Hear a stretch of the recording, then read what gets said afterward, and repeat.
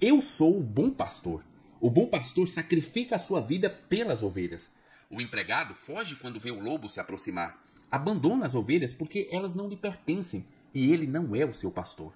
Então, o lobo as ataca e dispersa o rebanho. Para evitar que você acabe pertencendo a uma igreja de lobos, você sabe que só existe um remédio, não é? Sola Escritura. Dinheiro dos fiéis da igreja Bola de Neve foi usado para abrir salão de beleza em Balneário Camboriú? Uma seita disfarçada de igreja evangélica. Amém? Esses falsos pastores, eles querem construir os seus impérios e arrancar a gordura das ovelhas do Senhor Jesus Cristo. O que é uma igreja abusiva? Como se forma esse tipo de igreja? Quais são as suas principais práticas? E o que você deve fazer para se livrar dos abusos eclesiásticos? Hoje no Globo Repórter. Olá pessoal, sejam muito bem-vindos ao canal Rafael Pablo e hoje nós vamos dar um descanso para os nossos amigos católicos, mas que fiquem avisados, é um descanso rápido, então aproveitem. Porque hoje nós vamos voltar as nossas atenções para as igrejas que utilizam a palavra de Deus para abusar dos seus membros. Seja um abuso financeiro, psicológico, espiritual ou até mesmo um abuso físico. Não pode ser assim, você tem que chegar e se impor. Ó, pessoal, você vai ajudar agora na obra de Deus. Se você quiser ajudar, amém. Se não quiser ajudar, Deus vai ajudar outra pessoa, vai ajudar, amém. Esse é um assunto que tomou bastante força e ganhou notoriedade nos últimos dias por causa das denúncias midiáticas que foram feitas contra a famosa igreja Bola de Neve. Eles colocam pessoas como voluntárias, assinando termo de voluntariado para trabalhar ali, como se fosse parte de um ministério. A pessoa tem escala, tem que trabalhar gratuitamente e, pasmem, adivinha de quem é o CNPJ que está ali nesse trabalho voluntário, né? Quem que é CNPJ? É a esposa do pastor. Amém? Trabalhando com voluntários da igreja, membros que não são informados que os donos daqueles negócios são os seus próprios pastores, que eles, de uma certa forma, obrigam a estarem presentes ali de forma voluntária, mas se você não participar, você é repreendido, expulso. Eu já queria ter falado desse assunto anteriormente, desde que eu li a excelente obra Uma Igreja Chamada Tov, escrito pelo Scott McKnight e pela Laura Baring. Acontece que eu fui enrolando, fui me envolvendo com o catolicismo, publicando outros vídeos, mas agora chegou a hora de nós tocarmos nesse vespeiro. Eu realmente acredito que a primeira coisa que nós devemos fazer quando vamos falar sobre esse assunto é identificar e definir o que não é uma igreja tóxica, o que não é uma igreja abusiva. Porque tem muito crente Nutella por aí acreditando que tudo é abuso. Mas nesse canal aqui, nós vamos devagar com o andor porque o santo é de barro. Nós não queremos ficar parecidos com aqueles extremistas ideológicos onde absolutamente tudo é machismo, racismo, comunismo. É fascista. Ou seja, nem tudo que se fala por aí é abuso. Então, se você pensa que você está em uma igreja abusiva ou uma igreja tóxica apenas porque o seu pastor nunca te visitou ou porque você não ganhou aquele lugar de destaque no desejado grupo de louvor, Ele carregou a nossa cruz. ou ainda porque você não foi convidado a participar do ministério de dança profética da sua igreja, toma vergonha na sua cara. Ao falarmos de igrejas tóxicas, pessoal, nós estamos falando de coisa séria. Não é porque a sua igreja possui, sei lá, uma programação de culto um tanto quanto heterodoxa, ou simplesmente porque você gosta de worship e na sua igreja os louvores são feitos com as músicas de crente raiz, como Oséias de Paula,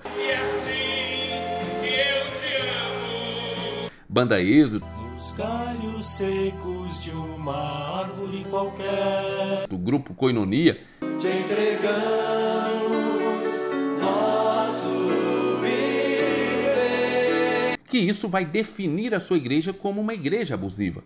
Na verdade, se a sua igreja gosta de Logos, Vencedores por Cristo, Sérgio Lopes, isso só indica que a sua igreja possui um excelente gosto musical. Enfim, eu espero que tenha ficado bastante claro e evidente que igrejas tóxicas ou igrejas abusivas não são definidas pelos seus gostos pessoais, nem por causa da cor da parede, e muito menos porque você não é tratado como um bebezinho do papai cheio de regalias. Toma vergonha na sua cara. E sim, eu sei que isso que eu estou dizendo pode parecer bastante óbvio, mas eu tenho que dizer, porque, primeiro, o óbvio sempre precisa ser dito, ainda mais na sociedade em que vivemos, e segundo, Tem muito vídeo aqui no YouTube que trata desse assunto sobre igreja tóxica ou igreja abusiva, e aí você vai lá nos comentários e vê as pessoas denunciando essas pretensas igrejas abusivas só porque ele não está sendo tratado como um bezerrinho de ouro dentro da congregação. Toma vergonha na sua cara. Agora, um aviso importante a respeito deste vídeo aqui. Todos os materiais que eu consultei e que eu vou citar aqui estarão lá embaixo na descrição e, se eu lembrar, no primeiro comentário fixado. E nós já vamos começar com uma voadora com os 2 pés na porta, porque nós vamos ver uma citação que resume muito bem a situação de muitas igrejas nos dias de hoje. Tish Warren. Eu não entendi o que ele falou. Aquela autora super badalada pelos livros Liturgia do Ordinário e Oração da Noite, no prefácio dessa obra aqui, Uma Igreja Chamada Tov, diz o seguinte: a igreja americana contemporânea se encontra sob a influência destrutiva de brigas e divisões, culto às celebridades, líderes que não prestam contas a ninguém, ensinamentos falsos e superficiais e um complexo industrial cristão formado em torno da ganância e da vaidade. Agora, que bom que ela descreveu apenas a igreja norte-americana, né? E que, graças a Deus, isso que ela falou não acontece aqui nas igrejas do Brasil, não é mesmo? Veja, se você acha que uma igreja abusiva é criada da noite para o dia ou que ela pode ser unicamente consequência de um líder super carismático e enganador, você achou certo. Sim, é possível que uma igreja abusiva seja fruto de um único líder extremamente carismático, persuasivo e muito, muito safado. Mas esse não é o caminho natural percorrido por esse tipo de igreja. O mais comum é que a igreja nasça com uma intenção de fazer a coisa certa e que, com o passar do tempo, quando ela vai ganhando relevância, notoriedade, fama, ela vai se deteriorando e, consequentemente, ela vai começar a produzir uma cultura tóxica que vai virar o ambiente perfeito para os abusos que serão praticados ali mais tarde. A cantora Tamires Garcia esteve no podcast Jesus Cop e contou um pouco para nós sobre como ela sofreu esses abusos na antiga igreja dela, que era, sim, uma igreja extremamente tóxica. Então, cara, eu entrava em estúdio, era debaixo, vou te falar assim, debaixo de briga. Se eu fazia um espontâneo, é porque eu queria aparecer.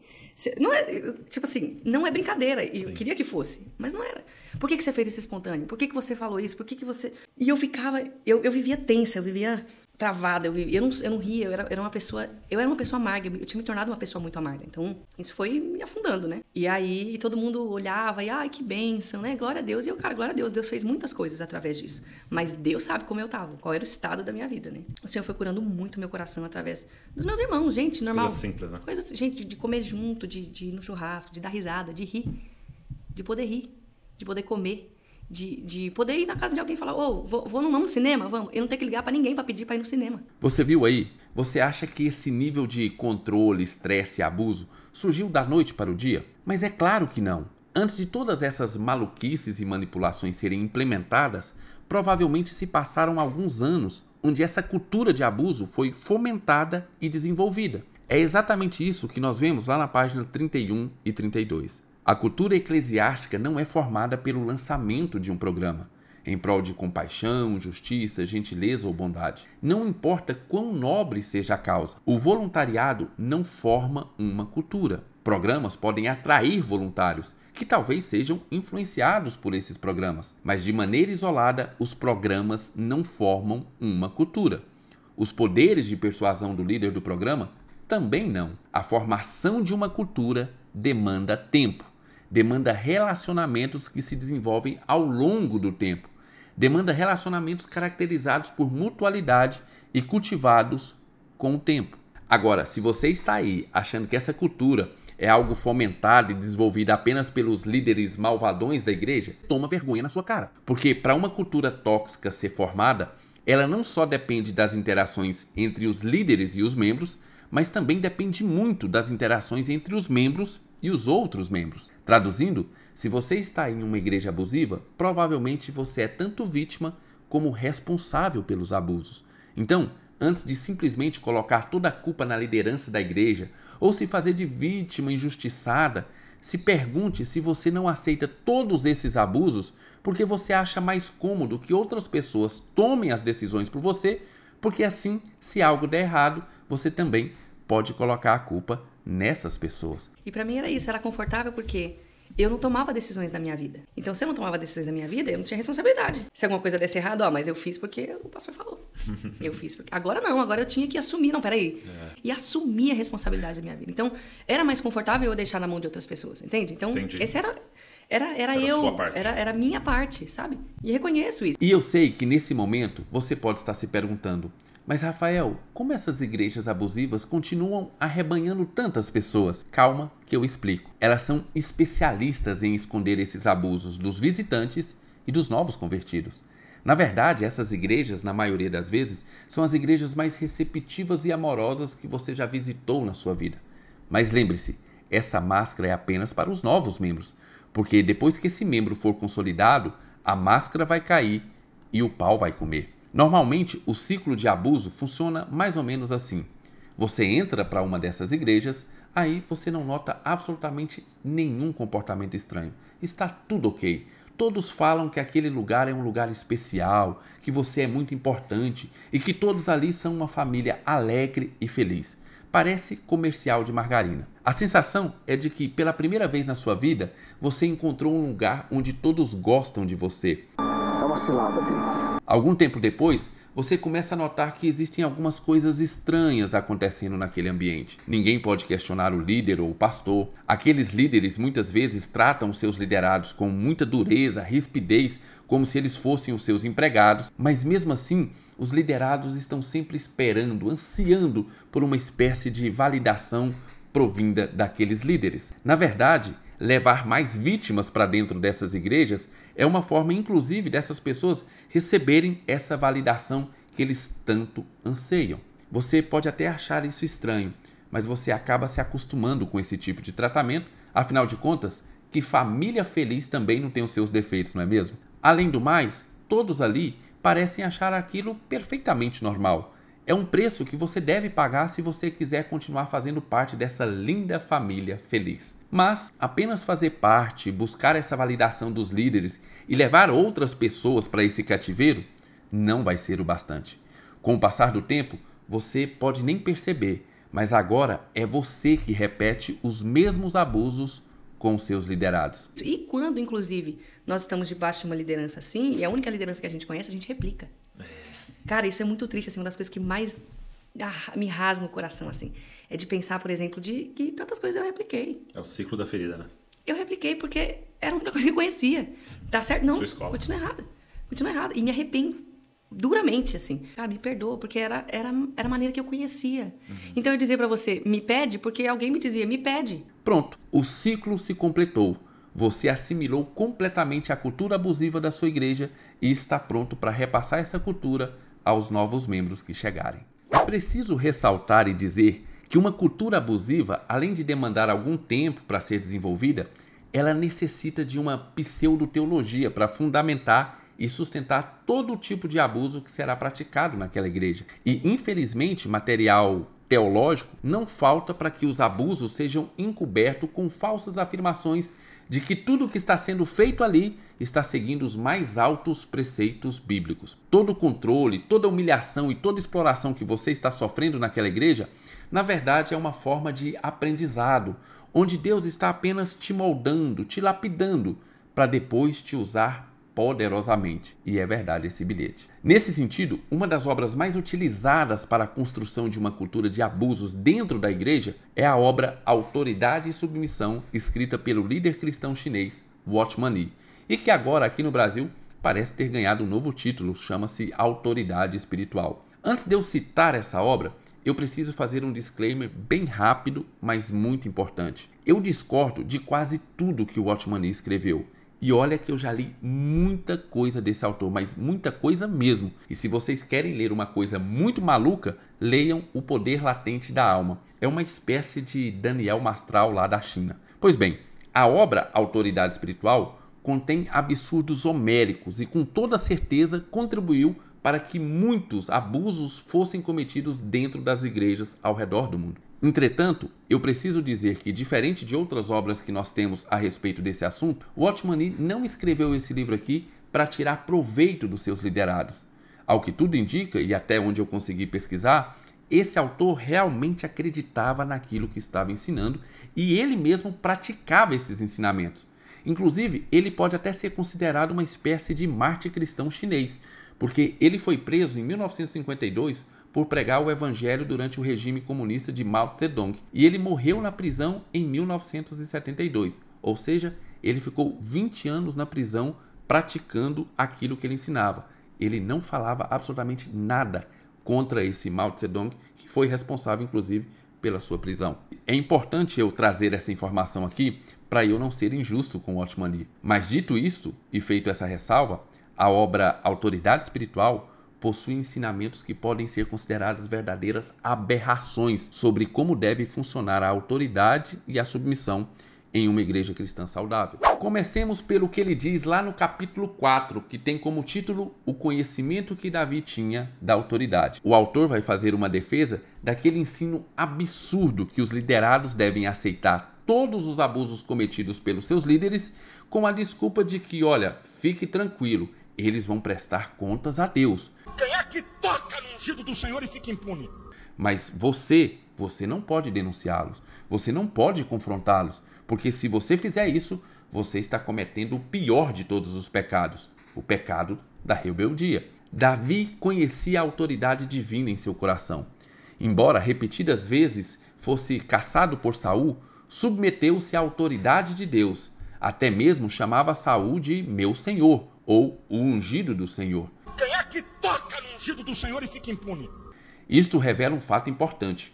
Sujeição à autoridade não se limita a estar sujeito a uma pessoa, mas é estar sujeito à unção que vem a ela quando Deus lhe ordena que seja uma autoridade. Davi reconhecia a unção que havia sobre Saul e sabia que ele era ungido do Senhor. Por isso, preferia fugir para salvar a vida a estender a mão para matar Saul. É verdade que Saul desobedeceu a ordem divina e foi rejeitado por Deus. Isto, entretanto, era coisa entre Saul e Deus. A responsabilidade de Davi diante de Deus era a de sujeitar-se ao ungido do Senhor. Quem é que toca no ungido do Senhor e fica impune? Mas você acha que ele vai parar por aí? É claro que não. Porque veja o que ele diz lá no capítulo 7, que tem como título Os homens devem obedecer à autoridade delegada. Olha só. Em qualquer circunstância, a insubordinação à autoridade é motim contra Deus. Veja, ele disse em qualquer circunstância. Se somos insubordinados, estaremos ajudando o princípio do anticristo. Se você for insubordinado, mesmo que o seu líder esteja fazendo o maior absurdo, segundo o Watchman Nee, você está ajudando o princípio do anticristo. Quem é que toca no ungido do Senhor e fica impune?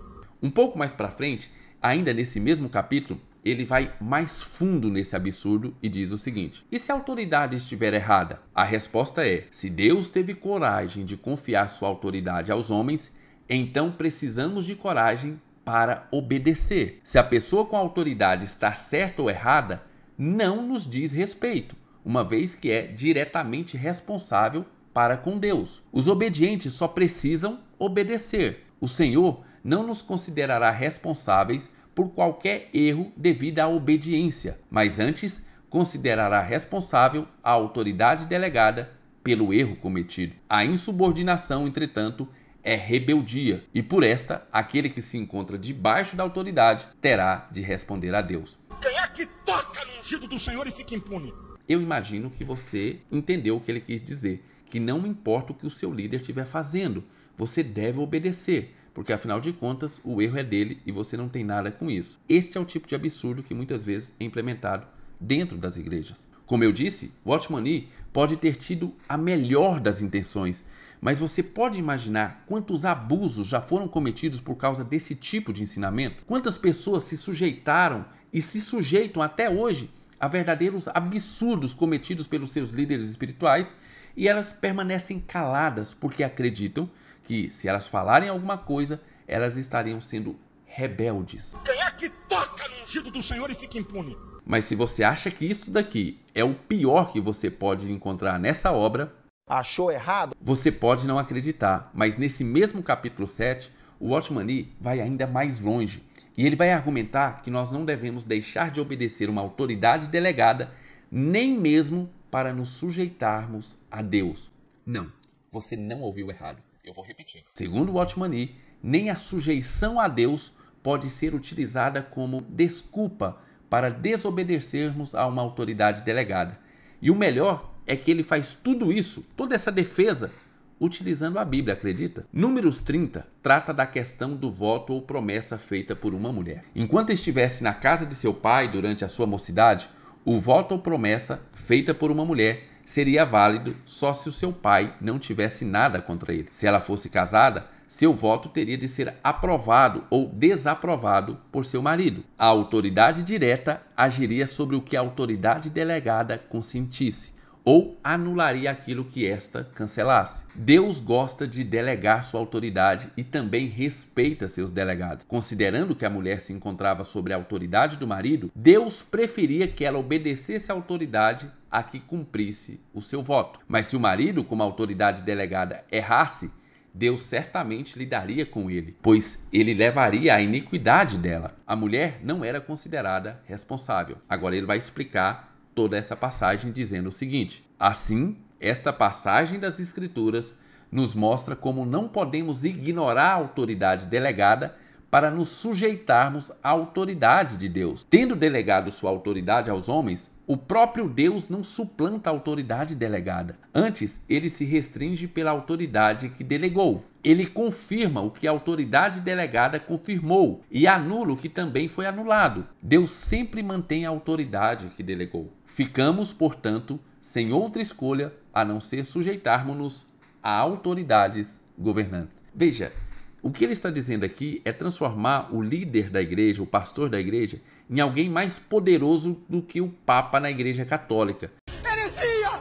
Porque o Papa não erra. Aqui ele não está dizendo isso. Ele está dizendo que Deus vai se sujeitar à autoridade que ele delegou. Heresia! Então, se a autoridade errar, Deus ainda assim vai estar sujeito a essa autoridade, simplesmente porque Deus delegou poder a essa autoridade. Isto é heresia. Heresia! Das mais brabas possíveis. E veja, apesar de no parágrafo posterior ele citar aquele exemplo onde Pedro diz ao Sinédrio que antes importa obedecer a Deus do que aos homens, fica claro pelo contexto da obra e por tudo aquilo que ele diz, que o autor ensina que nós só podemos desobedecer uma autoridade quando essa nos manda fazer algo explicitamente contrário à palavra de Deus. Traduzindo, quando esta nos manda pecar. Porque se você apenas está sofrendo abusos do seu líder espiritual, sem que isso efetivamente implique que você cometa um pecado, você deve ser macho como a sua avó foi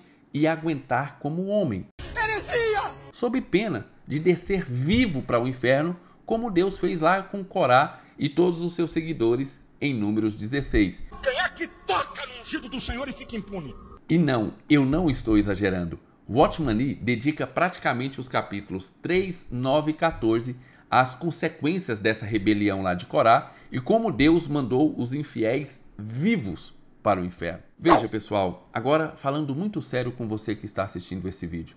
Eu acredito que dentro do protestantismo existe sim espaço para teologias diferentes e que existe também espaço para uma certa diversidade nas interpretações em alguns assuntos. Mas eu posso dizer com toda segurança para você, com toda certeza, que se você está em uma igreja que estimula esse tipo de leitura ou prega esse ensino maldito de que você deve se sujeitar cegamente e absolutamente a seus líderes para que você não caia no pecado da rebeldia, sai daí! Você está em uma seita e não em uma igreja de Cristo. Veja, eu até gostaria de comentar aqui algumas outras citações de outras obras que falam sobre esse assunto e que ensinam que um membro deve ter uma submissão quase que escravagista em relação aos seus líderes espirituais. Mas o vídeo ia ficar ainda mais gigante do que já está. Obras como Cobertura e Autoridade Espiritual, do pastor Jorge Linhares, Autoridade Espiritual, do pastor Silas Malafaia, Lealdade e Deslealdade, do evangelista africano Dave, isso aí que você está vendo. E veja, esse último livro, o Lealdade e Deslealdade, é um livro que tem verdadeiras aberrações. É uma atrás da outra. Igrejas que adotam esse tipo de literatura querem fazer dos seus membros verdadeiros escravos. Sai daí! Eu sei que depois de todos esses absurdos que você ouviu, você pode estar curioso para saber como esses absurdos são implementados na prática dentro da igreja. E para isso, eu aconselho que você assista o documentário da Hillsong, O Escândalo por Trás da Mega Igreja. Have you ever heard of Hillsong Church? Hillsong is the celebrity church, right? Bieber, Bono, Vanessa Hudgens, Kevin Durant. It wasn't just this Australian startup anymore. It was Justin Bieber's church. They've had over 3 billion views on YouTube. Nesse documentário, nós vamos poder ver excelentes exemplos de como esse tipo de ensinamento de submissão cega e inquestionável aos líderes da igreja podem destruir a vida das pessoas. Entre os muitos depoimentos ali apresentados, os muitos exemplos de abuso, nós temos um ali de um casal que me chamou a atenção. É um casal de jovens namorados que vai relatar como seu relacionamento foi destruído pela liderança da igreja unicamente porque eles resolveram obedecer cegamente. A Hillsong era, ou é, eu não sei se isso mudou depois dos escândalos, uma igreja que enfatizava bastante a santidade do namoro. E como nessa igreja era importante que os solteiros se mantivessem celibatários antes do casamento. Mas até aí tudo bem, afinal isso é bíblico e deve realmente ser ensinado dentro das igrejas. Mas esse sentimento ou esse ensinamento, ele era ainda mais enfatizado dentro do ministério do badalado ex-pastor das celebridades, Carl Lentz. Esse Carl Lentz, ele ficou muito conhecido por ser o pastor lá do astropop Justin Bieber. Esse era o Carl Lentz. E ele então possuía esse ministério dentro da Hillsong e ele enfatizava bastante essa questão de celibatário, dos jovens permanecerem fiéis e santos antes do casamento. Ele falava sempre isso. Na verdade, as suas pregações para jovens quase sempre acabava caindo nesse assunto sobre a importância da pureza sexual. E realmente ele parecia ser muito preocupado com a pureza e com a santidade. Por exemplo, olha a foto aí que ele postou nas redes sociais dele na época que ele ainda era pastor da Hillsong. Veja se ele não está muito preocupado com pureza e com não dar nenhuma conotação sexual na exposição da imagem dele. Mas vamos voltar ao nosso exemplo aqui. Após ouvir uma dessas pregações celibatárias do pastor Carl Lentz, um casal de namorados resolveu procurar esse pastor para pedir ajuda porque eles estavam tendo relações sexuais e eles não queriam mais praticar esse pecado. Estávamos eu, o meu namorado e o Carl Lentz. Nós contamos que tínhamos dormido juntos. Fomos muito francos sobre o nosso pecado. E ele perguntou, vocês usaram proteção? E eu imediatamente interrompi. Sim, é claro que nós usamos proteção. Claro que sim. E a resposta dele então foi... Ha! Então foi premeditado.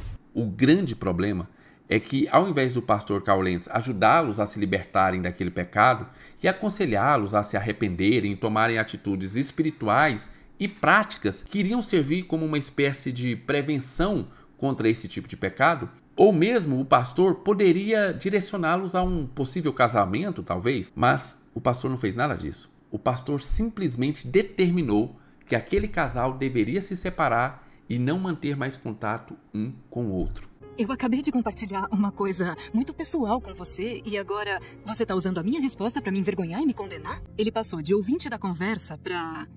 Você tá fora da equipe de louvor por 6 meses e do coro. E você tá fora da equipe a que ele participava. Nós não achamos que vocês deveriam namorar. E não devem se falar nem por telefone pelo menos 6 meses. E veja, isso nem é o pior da história.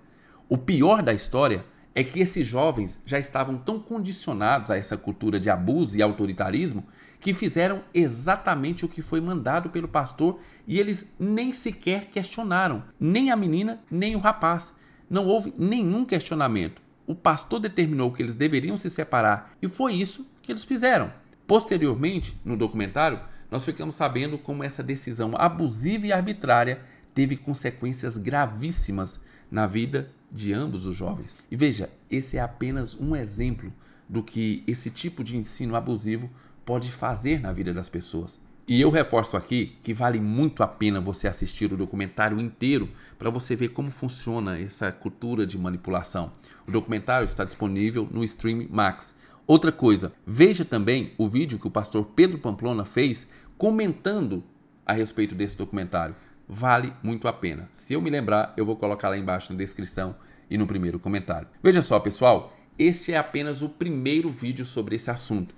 Porque nos próximos vídeos, não vai sair um atrás do outro, eu preciso de tempo para preparar. Mas nos próximos vídeos, eu pretendo falar sobre as características de uma igreja abusiva e as ferramentas que ela utiliza para implementar esses abusos, bem como o que ela faz para abafar qualquer tipo de denúncia contra ela. Por enquanto, eu vou encerrar esse vídeo aqui com algumas frases que demonstram como um verdadeiro pastor deve servir e cuidar do seu rebanho. John Stott diz o seguinte: o pastor é chamado a pregar a palavra, mas também a viver a palavra, para que seu rebanho veja a verdade encarnada em sua vida. John Piper diz o seguinte: pastores não são profissionais, eles são homens chamados a cuidar de almas, a levar as pessoas a Deus e a exultar com elas na glória de Cristo. E finalizo com o melhor de todos, Timothy Keller. Um pastor deve ser um servo humilde, disposto a sacrificar seus próprios confortos e desejos pelo bem de seu rebanho, apontando sempre para Cristo como o supremo pastor.